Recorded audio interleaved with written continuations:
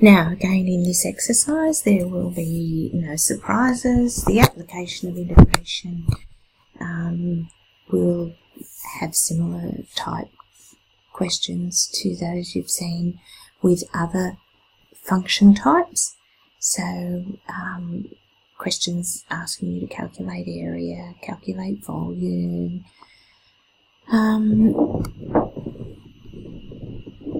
what you'll come across here.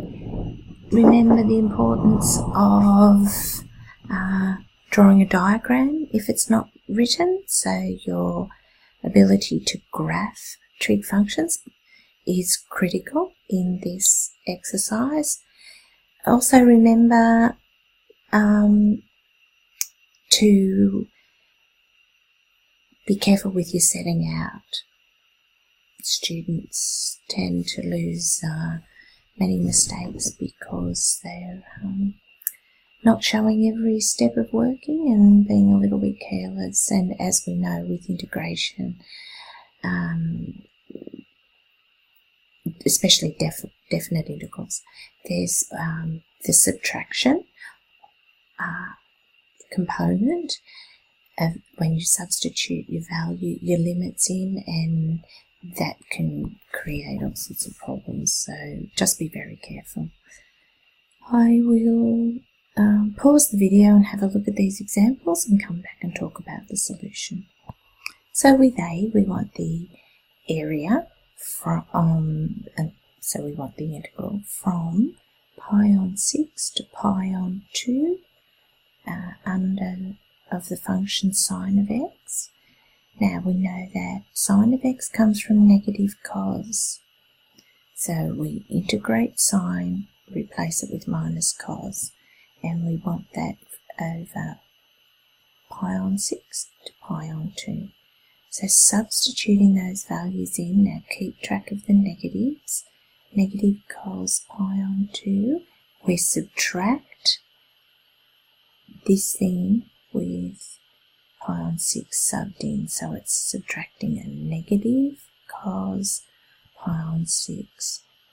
Cos of pi on 2, cos of 90 is 0, and we've still, no, I've gone straight to a negative, and a negative makes a positive. Cos pi on 6, gone to my little right angle triangle.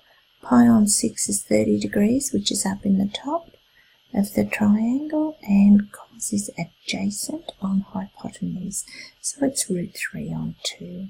So we can see the area is a positive. In our calculation it came out as a positive, root 3 on 2 units squared. We're now going to do a similar thing here for B, in that we're going to find the area. Now, we can see that this area is below the x-axis, so we need the absolute value of the area. So we want the absolute value of the integral from 2 pi on 3 up to pi of cos of x. Now, we know that cos of x comes from sine, so we're ready straight away to integrate. And so we've got sine of x from pi to 2 pi on 3, or really strictly speaking is from 2 pi on 3 to pi. Subbing that in, sine of pi, subtract the sine of 2 pi on 3. The sine of pi is 0, think about your sine graph, and or use your calculator, make sure you've set it to radians. And we've got our subtraction sign.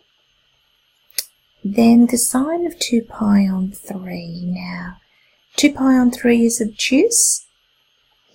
We know that the sine of an obtuse angle can be written as sine of, this is the equivalent of 180 minus an acute.